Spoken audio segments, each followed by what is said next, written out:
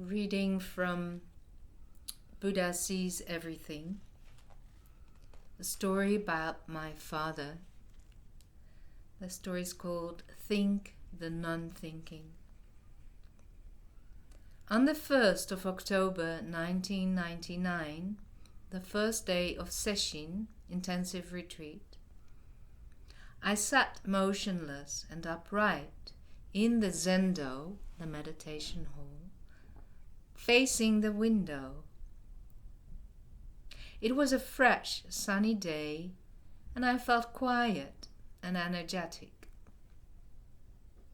Suddenly I heard the steps of the stairs creak behind me, and then, close to my ear, the sound of rubbing hands. I looked back and saw the Toban beckoning me, the monk in charge. Immediately I slipped off my zafu. I already understood what was going on.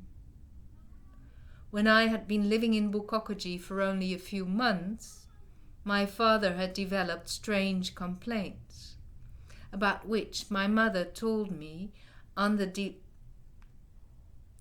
phone.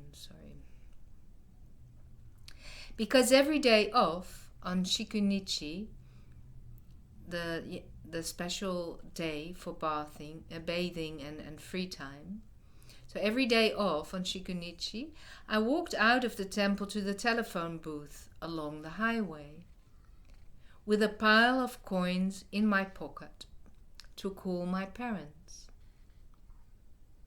I always did so with mixed feelings. Although it was quite nice to hear them and keep them informed, I also experienced it as distracting and restless. I tried to make clear to them what I was doing the best I could. But how could I ever explain the beauty with which Roshi-sama spoke and moved? How the sutra chanting touched my heart, and how the ceremonies moved me. Anyway, during our conversations, I learned from my mother about my father's dizziness, that he no longer dared to cycle, that he had gone to the doctor. My father kept himself up. He didn't want to trouble me, I think.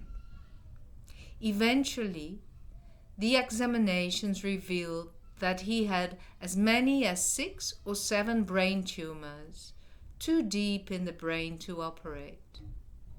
There was nothing more the doctors could do. My father didn't seem too discouraged. 70 is also a good age, he said bravely, adding that it was all still going well. Just stay there, he replied to my question if I should come over. What are you going to do here at your parents'? What are we going to talk about all day? But in the end, my mother couldn't handle it by herself anymore. When the Toban called me out of the zendo because my mother had called, I knew that she especially needed me. I immediately started packing my things in a backpack. Meanwhile, Roshi-sama came to the entrance of the Byakurendo and softly called me. He pressed a handful of paper talismans into my hand and made blessing gestures.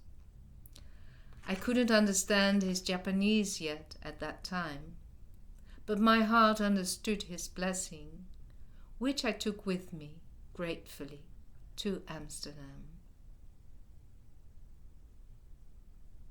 For weeks we took care of my father Hank, together, my mother and I. When I arrived, he was already in a special hospital bed in his study, among his collection of thousands of philosophical books. I tried to continue the temple life as best I could.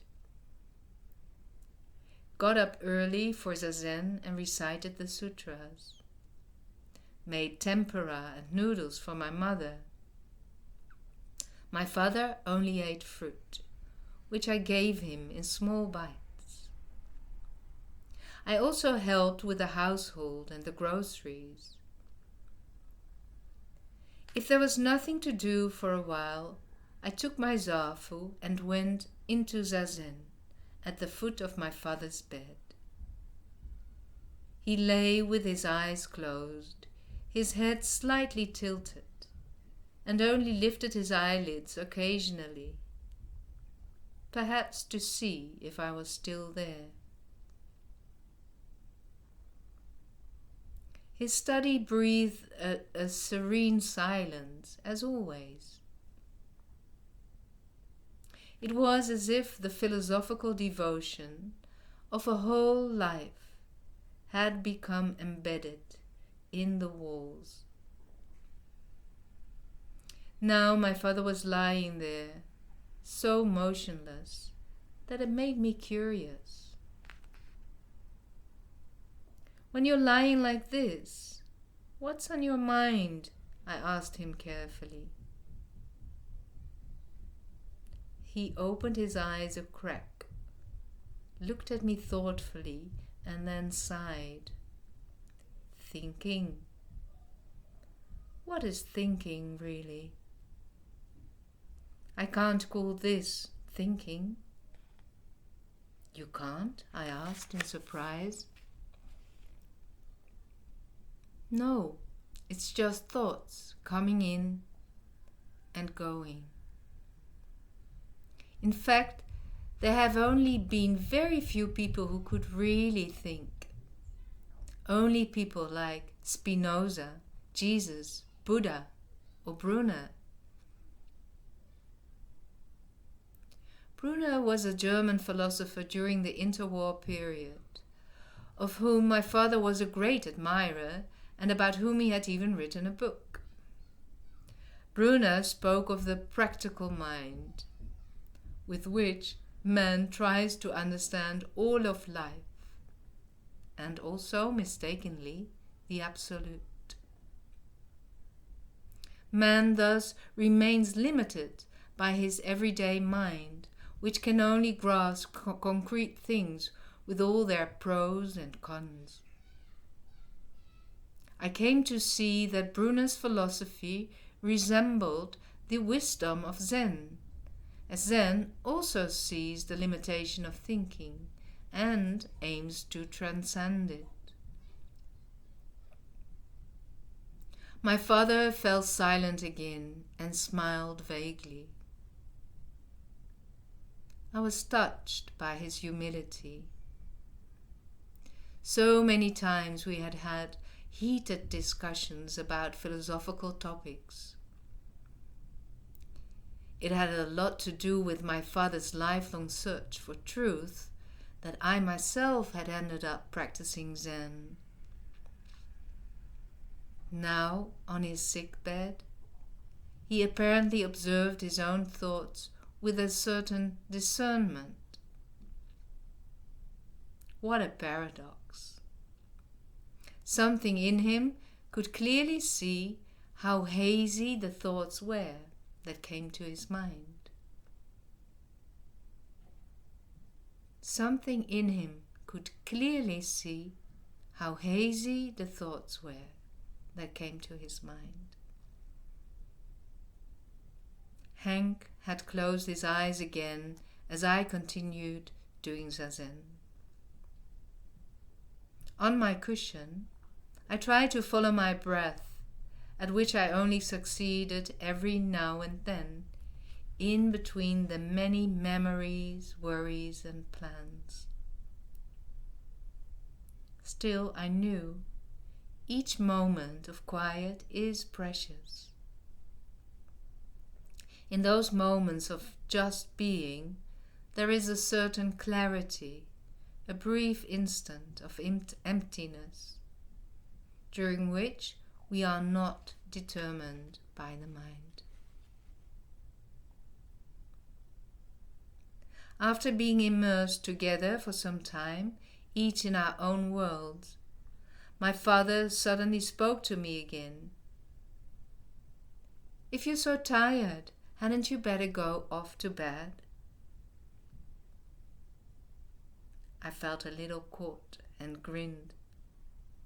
He had probably seen me nodding off, fighting against sleep. He was absolutely right. It was good advice. I gave him another kiss on his forehead and went upstairs.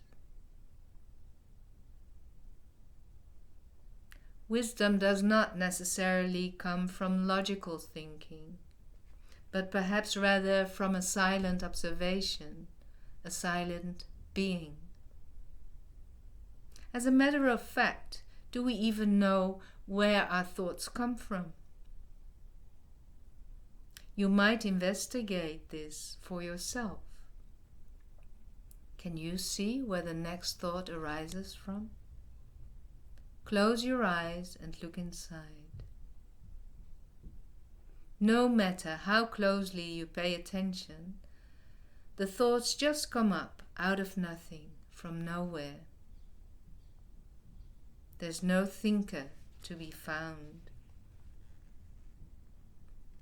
Zen Master Dogen wrote in an instruction for Zazen, "Think the non-thinking." How do you think the non-thinking? By not thinking. If you try too hard to stop thinking, it actually creates more thoughts. At the same time, a certain effort is needed to calm the mind. We can shift our attention. In Zen, I learned to focus on breathing, or just to be as quiet as possible. The point is not to go along with what the mind comes up with. Thus you become more and more familiar with the state of non-thinking.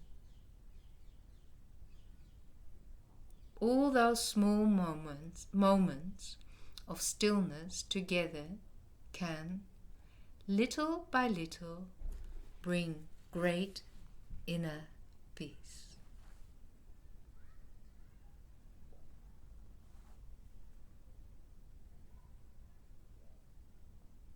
And in fact, here you see the shadow of, I'm still here in the study now that my father used to spend many hours reading and writing, and also the very room he died in. And he was always sitting opposite this little statue that you see, by coincidence, you see the shadow of on the wall now.